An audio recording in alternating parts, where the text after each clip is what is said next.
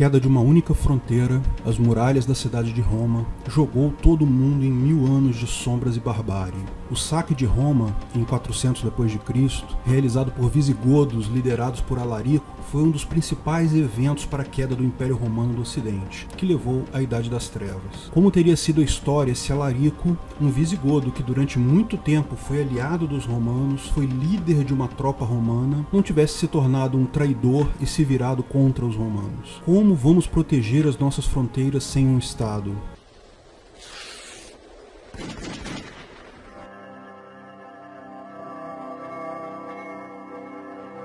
Antes disso, quais serão as fronteiras do Ancapistão?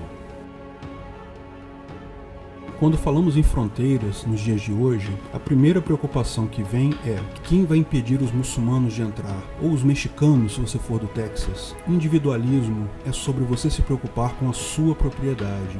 Você pode deixar entrar ou não na sua propriedade, mas não tem direito de ditar regras para o seu vizinho. Também é bom preocupar-se com as pessoas individualmente, não com grupos de pessoas como se todos os muçulmanos ou todos os mexicanos fossem a mesma coisa. Quem pensa em fronteira de países e agrupa pessoas em classificações étnicas são os socialistas. Se você está nessa situação, se você se sente assim, recomendo que deixe isso para lá. O socialismo já morreu, anarcocapitalismo é quem vai ditar as relações entre pessoas muito em breve. O anarcocapitalismo é algo tão normal e previsível, deriva tão naturalmente da psique humana, da forma como pensamos, que já existe hoje, em pleno funcionamento, em todo o mundo. Chama-se direito internacional. Se você observar como funcionam as relações entre países, verá que funcionam exatamente como descrevemos as relações entre pessoas nessa série de vídeos sobre a justiça no Ancapistão. Um país não é uma pessoa, mas é uma entidade similar, que pode atuar exatamente como uma pessoa. Países fazem acordos, fazem trocas, podem até se agredir exatamente como pessoas. Se encararmos cada país como uma pessoa, veremos que essas pessoas já vivem no Ancapistão.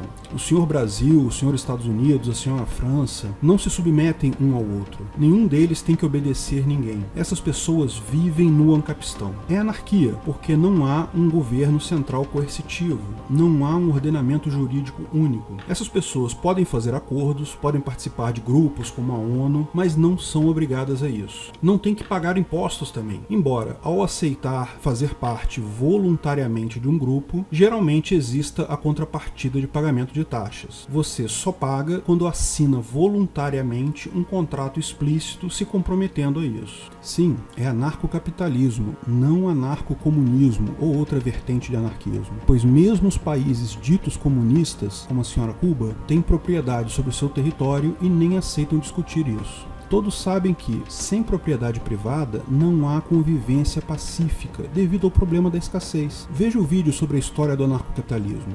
Não há uma lei internacional que o senhor Brasil tenha que seguir compulsoriamente. Mas lógico que a ética básica da não agressão permeia todas as relações. Um país que agrida outro é automaticamente visto como errado, mesmo sem ter uma lei dizendo isso. Além desse mínimo ético, para o bem da convivência pacífica, esses países assinam tratados internacionais, que são contratos, são leis privadas. Além disso, quando surgem conflitos, países árbitros são chamados para intermediar esses conflitos e criam-se assim jurisprudências, que são válidas para outro julgamento, ou seja, exatamente da forma que descrevi no vídeo, o PNA é uma lei. Além disso, os países sabem que a convivência pacífica e a cooperação mútua requerem regras adicionais voluntárias. O senhor Brasil, a senhora Argentina, o senhor Paraguai e o senhor Uruguai assinaram voluntariamente um contrato chamado Mercosul, da mesma forma que no Ancapistão, Pacta Sunt Servanda, o contrato faz lei entre as partes. E como fazem quando surgem brigas entre vizinhos? Exatamente como falamos no vídeo qual o limite da justiça privada. Por exemplo, por volta do ano 1900, o senhor Brasil teve uma briga com a senhora Bolívia acerca de quem seria o proprietário de um pedaço de terra chamado Acre.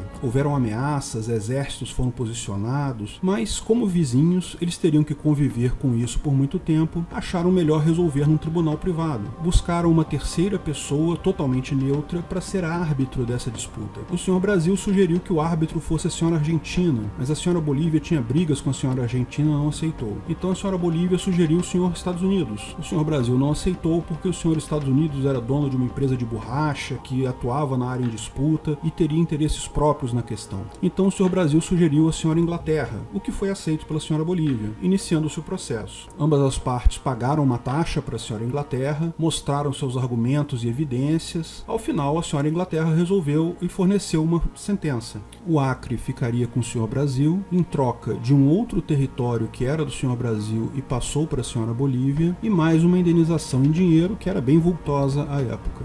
Como essas pessoas evitam crimes e agressões entre si? Exatamente como no vídeo Quem Precisa de Polícia.